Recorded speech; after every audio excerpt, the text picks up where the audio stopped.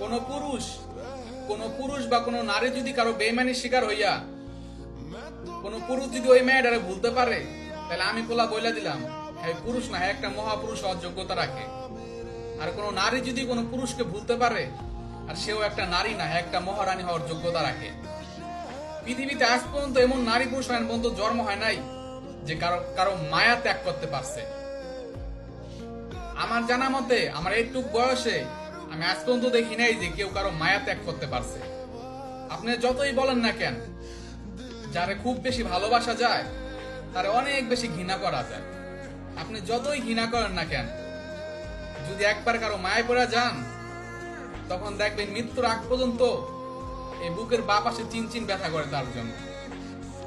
আর যদি কোনো নারী পুরুষ বলতে পারেন যে আমি ভুলছি, আমার কমেন্টে কমেন্ট করে যাইবেন। হ্যাঁ।